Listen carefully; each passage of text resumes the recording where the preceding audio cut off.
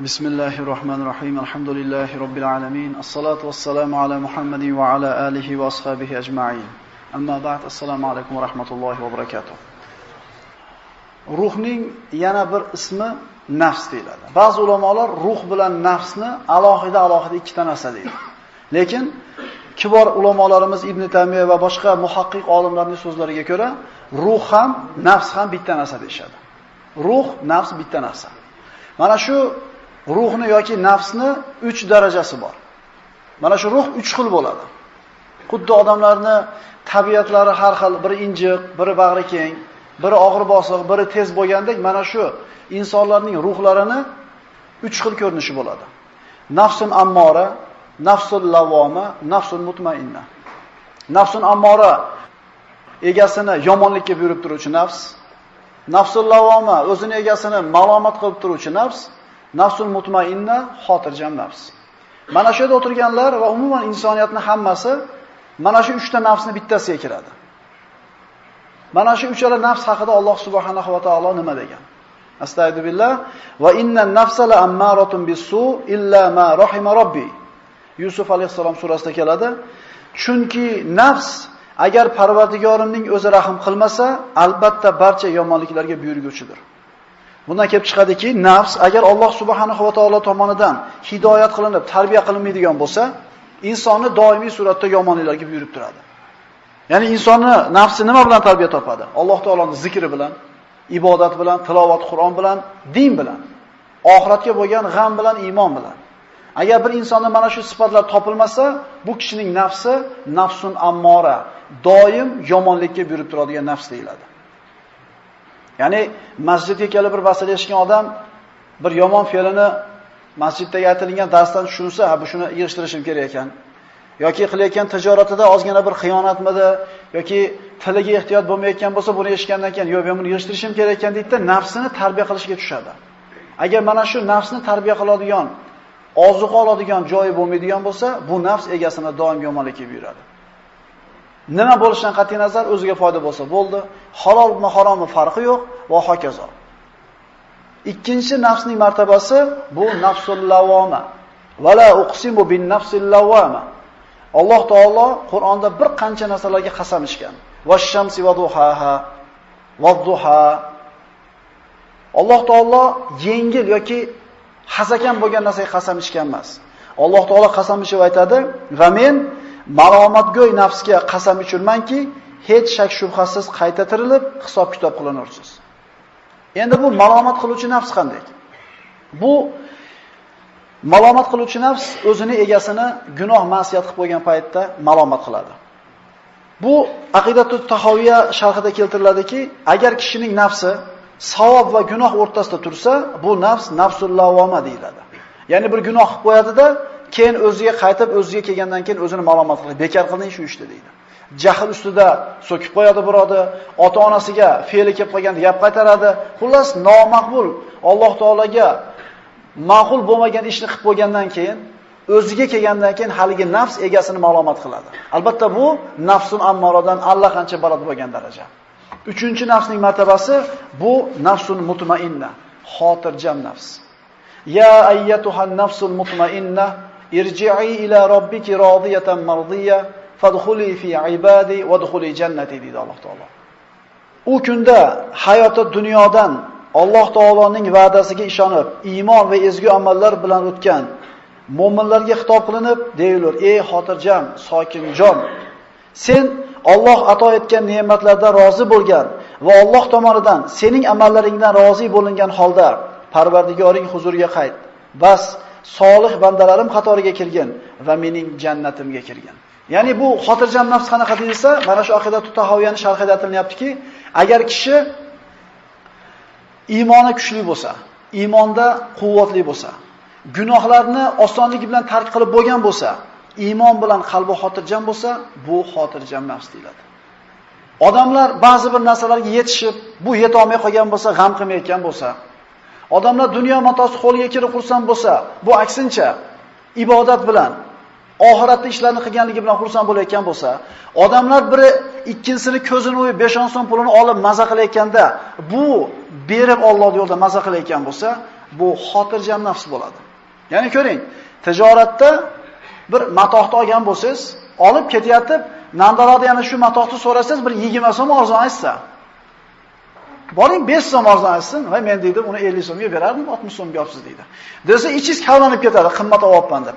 Lekin oxiratga 100 so'mni tashlab o'rayotganingizda zarracha qalbingizda bir g'illag'ashlik bo'lmaydi. Nimani belgisi bu? Siz qalbingizni xotirjamligi, bu 100 so'mni Alloh taolo menga 1000 so'm, 10 ming so'm qilib qaytarib beradi.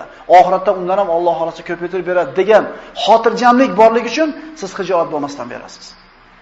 Inson mana shu 3 ta nafsning bittasida bo'ladi albatta. Nafsimiz mana shu uchala turdi bittasida bor. Nafsun ammora yomonlikka buyurib turadi egasini, nafsul lavoma gunoh qilib qo'ysa egasini tergab turadi va nafsun mutmainna xotirjam. Xotirjam nafs. Krizis bo'lsa ham xotirjam, nahnomo ko'tarib ketsa ham xotirjam, nahnomo tushib ketsa ham xotirjam. Chunki bu qalb Allohning zikri bilan namaza qiladi. Yaxshilab bilib olaylik birodarlar. Kelishi xursand qilmagan narsa agar ketib qolsa xafa qilmaydi. Tushuntira oladimmi? Kelishi sizni xursand qilmagan narsa ketib qolsa xafa qilmaydi sizni. Ya'ni dunyo matosi qo'lingizga keluvdi, sizga baribirmi? Demak, ketganda ham baribir bo'ladi. Odamlar hurmat e'tibor qilib, chapgacha olib, to'riga o'tkazyaptimi? Hurmatingiz oshib ketdimi? Bu sizni xursand qilmasa, demak, bular hurmat qilmay qo'yganda yana baribir sizga. Xotirjam nafs faqat Allohning zikri bilan orom oladi. Ruh, nafs bitta narsa, ularning mana shunday sifatlari bor. Ruh jasaddan ajralishligi bilan barzah hayotiga o'tadi. Barzah hayotida qabrdagi hayot aytiladi. Qabr hayoti, barzah hayoti oxiratda ham diyor emas, dunyoda ham diyor emas. O'rtadagi bir ko'prik. Ruh, mana o'tgan darsimizda aytib o'tdik, osmonga ko'tariladi. Kitobi Sijjin yoki Illiyinga yozilgandan keyin qaytib jasadga olib kiriladi. So'ngra qabrga joylanadi. Mana shu hayot endi qabr ne'mati yoki azobi deb nomlanadi. Har bitta bandani ruhiga o'ziga xos muomala bo'ladi. Hamma ruhiga bir xil muomala bo'lmaydi. Bal rafiqil a'la minal janna. Bal rafiqil a'la minal janna. Jannatdagi rafiqul a'loga, jannatdagi rafiqul a'loga dedi-da, Rasulullohning ruh pokiz ruhlari tanadan tark etdi. Ya'ni Rasulullohga qolishi ixtiyori berilganda Parvardigorim huzurida ishora qildi. Anbiyolarning ruhlari ana shu joyda. Osmondagi eng oliy, mukarram bo'lgan, Alloh taolo o'zi aziz qilgan bandalari, anbiyolar va muqarrab farishtalar turadigan joyda. Nabiy sallallohu alayhi vasallam mana Meroj kechasida 7 qavat osmondan o'tib borar ekan, payg'ambarlar bilan uchrashganligini mana siyratdan o'qib gaplashganmiz. Mana shunday qabrida xos muomala ko'radigan odamlarning yana bir toifasi shahidlar. Shahidlar kimlar? Shahidlar Allohning kalimasi oliy bo'lishligidagi jangda jonlarini Alloh yo'lida fido qilganlar. Alloh taolo ularni o'lik demaydi. Alloh taolo ularni tirik deb aytadi. Astagfirullah va la tahsabannallazina qutilu fi sabilillahi amwata bal ahya'un 'inda rabbihim yurzaqun farihina bima ataahumullohu min fadlihi va yastabshiruna billazina lam yalhaqu bihim min khalfihim alla khawfun alayhim va la hum yahzanun. Bu oddiy odam bolasiga beriladigan eng oliy maqom, eng oliy sharaf. Anbiyo va rasul bo'lmagan oddiy odamlarga beriladigan eng oliy martaba. Alloh taolo mahluqotlarni yaratdi. Ulardan tirigini yaratdi, o'ligini yaratdi. U tiriklarning ichidan hayvonlari bor, odamlari bor, ajratdi. U odamlarning ichidan Alloh taolo sog'ini, kasalini yaratdi. Bu sog' kasallar ichidan Alloh taolo iymonli, iymonsizlarni tanladi. Iymonlilarning ichida Alloh taolo ixloslilarni tanladi. Va mana shu ixlosli bandalarning ichidan shahidlarni tanlab oldi. Shahidlik eng oliy maqom oddiy odam uchun. Shahidga anbiyolarga qilingan muomala, nabiylarga, siddiqlarga qilingan muomala qilinadi. Anbiyolarning jasadlarini tuproq yemaydi. Payg'ambarimizdan sahih hadislar bor. Payg'ambarning jasadi yerga ko'milgan bo'lsa, u chirimaydi. Oddiy bir inson shahidlik maqomiga yetsa, ko'milsa, dafn qilinsa, jasadini tuproq yemaydi. Alloh taolo aytadi: Alloh yo'lidagi jangda o'ldirilgan zotlarni hargiz o'lik deb o'ylamang. Yo'q, ular tirikdirlar. U zotlar Alloh o'z fazl va karami bilan bergan ne'matlardan xushnud hollarida bahramand bo'lmoqdalar. Tirik ular deydi. Ular tirik, faqat bilmaysizlar uni sizlar deydi. Alloh tomonidan bergan marhamatdan ne'matlanib turishdi ular. Va hali ortlaridan yetib kelmagan birodarlariga hech qanday xavf va xatar yo'qligi va g'amgin bo'lmasligi haqida xushxabar bermoqdalar. Aytdik-ku, bechora o'lib qopti deymiz. Ehtimol u aytayotgandir bechorada bizni. U iymon bilan ketib qoldi. Agar shahid bo'lgan bo'lsa, orqadagilarga xushxabar beryapti. Xafa bo'lmanglar, g'am chekmanglar, sizlarga xavf va xatar yo'q, oxiratda g'amgin bo'lmaysizlar deydi. Alloh taolo shahidlikni o'zi xohlagan bandalariga beradi. Shubha qilib bo'lmaydi bu masalada. Shahidmi? U tirik. Quyida mana o'tgan asrda bo'lib o'tgan bir voqeani aytib beraman hozir. Mana shu darslar turkumida keltirilgan. Subhanalloh, yig'lamay iloji yo'q. Hammamiz bilamiz. Nabiy sallallohu alayhi vasallam Uhud g'azotida 50 ta tog' ustiga qo'yib qo'ygan kamonchilari Alloh taoloni payg'ambariga osiylik qilib, Alloh g'alabani naq berib turganda tushib ketib qolishdi o'lja tamasida va naq bo'lib turgan g'alaba mag'lubiyatga aylandi. Shunda Uhudda musulmonlar yengilishdi. Payg'ambarimizning sahobalardan 70 tasi shahid bo'ldi. Mushriklar Badrda mag'lub bo'lgan edi 1 yil burun. Ana shuning alamini olishligi uchun mushrika Quraysh ayollari ana shu jang maydoniga tushib jang tugagandan keyin musulmonlarning quloq burunlarini kesib, qorinlarini yorib, ko'zlarini o'yishdi. Quloq burunlardan shadalarni o'tkazib bo'ynilariga edishdi. Shunday musulmonlarning jussalarining ustidan bir haqoratlarni yurgizdi. Nabiy sollallohu alayhi vasallamning amakilari Asadulloh Hamza ibn Abdul Muttolibni Hind bint Utbaning talabiga ko'ra Vahshiy ibn Harb nayza bilan o'ldirdi. O'ldirishligini evaziga ozod qilishdi. Ozod qilindi Vahshiy. So'ngra jang tugagandan keyin Vahshiy Hindni yetalab kelib Hamzani o'ldirganligini ko'rsatdi. Shunda Hind aytdiki, qornini yor dedi. Jigarini chiqarib berdi. Jigarini chiqardi, chaynab qolgan ustiga jigarini qorniga tashab qo'ydi. Asadulloh Allohning sheri deyiladi u kishi. Sayyidush shuhado deyiladi, shahidlarning eng olisi deyiladi. Nabiy sollallohu alayhi vasallamni eng yaxshi ko'rgan amakilari edi. Shahid bo'ldi u kishi. Nabiy sollallohu alayhi vasallam musulmonlar bilan tog'dan chekin bo'lganlardan keyin qaytib tushdilarda, jang maydoniga kirganidan keyin musulmonlarning ustida qilingan bunday haqoratdan qattiq qayg'uga tushdi. Hali payg'ambarimiz amakisini ko'rmagan edi. Hamza ibn Abdul Muttolib Makka davrida iymon keltirganida Qurayshlarning ozgina shashti pasayib qolgan edi. Payg'ambarimiz ishongan, suyangan eng kuchli sahobalardan edi. Yurib keldilarda Nabiy sollallohu alayhi vasallam amakisi Hamzani holatini ko'rib turib, shunday bir qattiq yig'ladi. Ovozlari baland bo'ldi. Hali sahobalar bunaqa yig'laganini ko'rishmagan edi Rasululloh sollallohu alayhi vasallam. Shunda mana shunday bir alamda, o'tda payg'ambar sollallohu alayhi vasallam Allohga qasam dedi. Agar Alloh meni Quraysh ustida g'olib qilsa, 70 tasini men ham muslo qilaman dedi. Sahobalar Allohu akbar deb baqirishdi. Lekin Rasululloh Makkani fath qilgandan keyin bu oliy axloq egasi bularni hammasini avf qildi. Oliy axloq bilan past axloqning farqi nimada? Past axloqli kishi oliy axloqli kishiga pastlik qilganda, bu oliy axloqli egasi oliyligicha turaveradi. Payg'ambarimiz oliy bo'ldi, ularni avf qildi. Rasululloh sollallohu alayhi vasallam Hamza amakilari Hamzaga birinchi bo'lib janoza o'qidi. Qorni yorilgan, quloq burunlari kesilgan. Janoza o'qidi. Birinchi bo'lib Hamzaga. Keyin yonboshiga boshqa sahobani olib keldi, unga janoza o'qidi. U sahobani olib qo'ydi, boshqa sahobani olib keldi. Hamza turibdi joyida. Payg'ambarimiz 70 marta janoza o'qidi Hamza roziyallohu anhuga. So'ngra janoza o'qib bo'lganlardan keyin aytdiki, Parvardigoro dedi, men bularni shahid ekanligiga men guvohman dedi.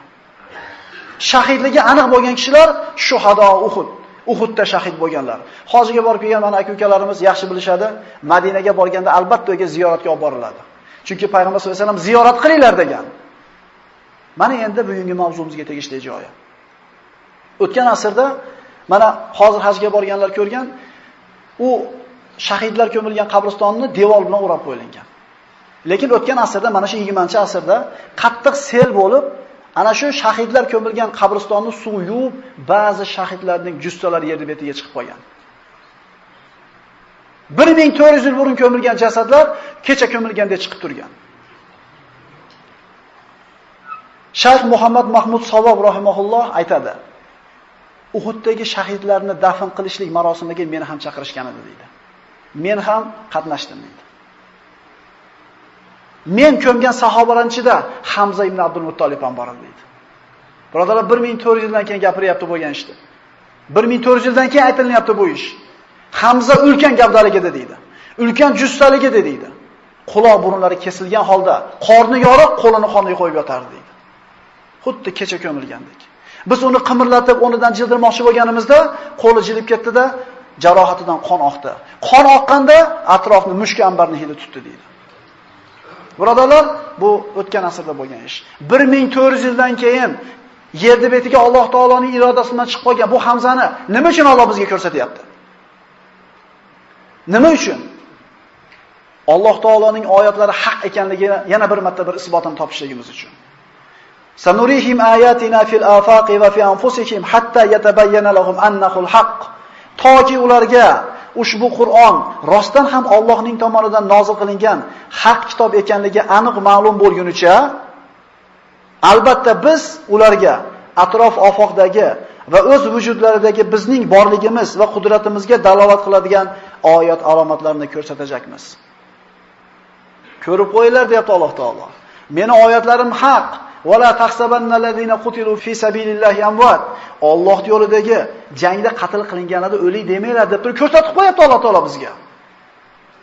Bu tavotur bilan va aynul haq bilan to'g'ri isbotlangan narsa.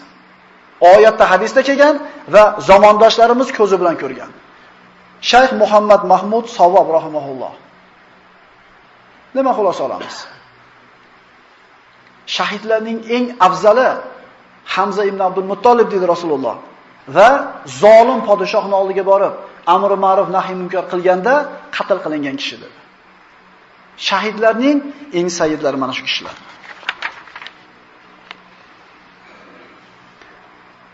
Ularning ruhlari qanday holatda? Ularning ruhlariga qanday bir muomala bo'ladi? Birodarlar, mana kechagi darslarda aytdik. 200 yil burungi odamlardan birortasi bormi?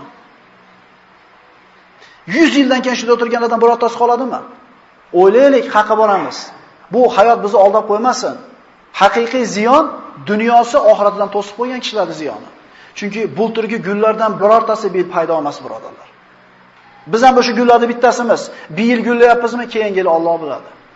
O'ylaylik, nimaga keldik, nimaga yashayapmiz, nimaga ketamiz. 8 rakat o'qib tezroq ketib qolsam degan g'am bilan kelamiz ba'zilarimiz. Shu peshinni asrga taqib o'qib olaylik deymiz. Bu hali Allohni tanib namoz o'qiyotganlarning ahvolimiz shu. U sahobalar qanday kishilar bo'lgan edi? Mana aytdik, Alloh taolo tanlayapti. Mahluqotlar, tiriklar, iymonlilar, ixloslilar, ine shahidlar deydi. Xo'p, bizga shahid bo'lishlikka imkon bormi, yo'qmi? Biz shahid bo'lishlik deganda faqat jang maydonida tushunmaylik. Jang maydonida shahid bo'lishlik eng oliy ko'rinishi, lekin quyidagi quyi qismlari ham bor shahidlikning. Qaysi u? Masruq tobiinlardan bu kishi Abdulloh ibn Mas'uddan ana shu oyat haqida so'radi. Ya'ni shahidlarni o'lik demanglar degan oyat haqida so'radi. Ibn Mas'ud aytadi, biz Rasululloh sollallohu alayhi vasallamdan so'radik. Mana shu oyatni nimada tushunamiz deganida Rasululloh aytdilarki, shahidlarning ruhlari yashil rangli qushlarning ichida bo'ladi. Ular Alloh taoloning arshiga osilgan qandillarda, chiroqlarda bo'ladi.